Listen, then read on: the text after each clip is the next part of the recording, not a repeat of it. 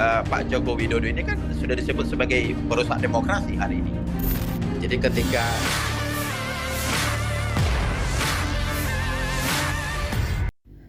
Kasus dugaan penghinaan Presiden Jokowi oleh pengamat politik Roky Gerung kini berakhir damai.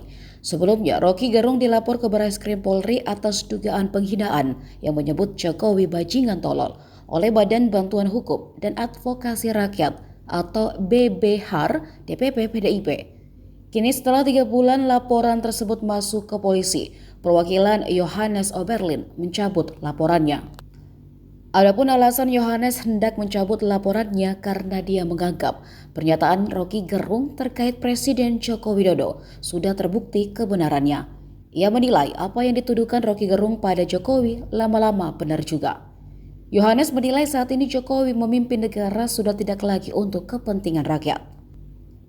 Dia menuding cara kepemimpinan Jokowi saat ini lebih untuk memenuhi kepentingan pribadi dan keluarga.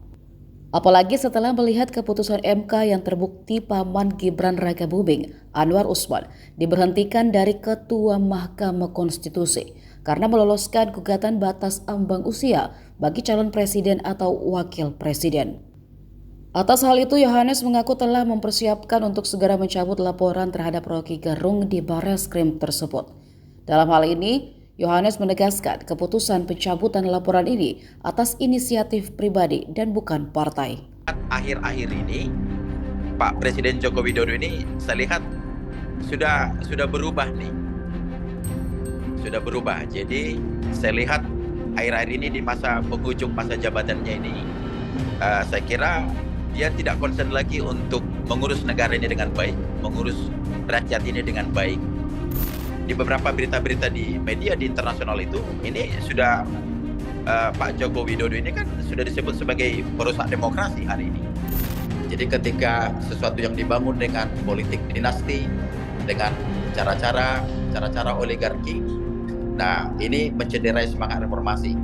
Ini juga mencederai semangat kita untuk membangun bangsa dan negara ini. Nah, kok sesuatu hal yang harusnya di luar akal sehat saya, kenapa kok ini bisa sampai terjadi semuanya kan? Nah, maka oleh karena dengan alasan itu, ya saya putuskan untuk mencabut laporan itu.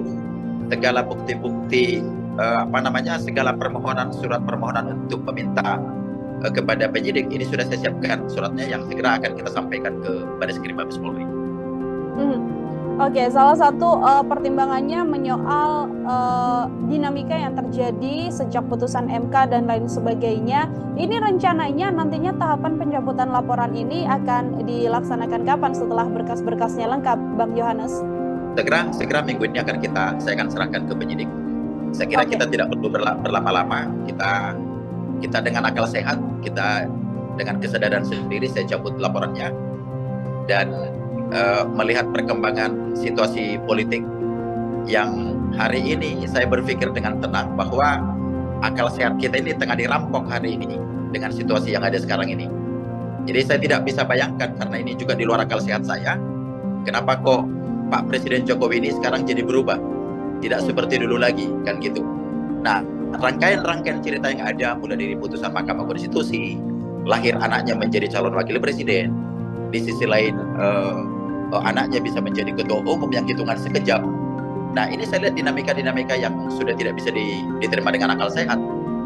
Nah, jadi kenapa begitu? Ya tidak lain tidak bukan.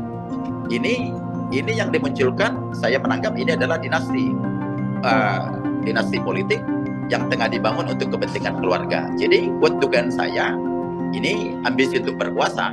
Ya, jadi saya pertimbangkan dengan baik. Download Tribun X sekarang.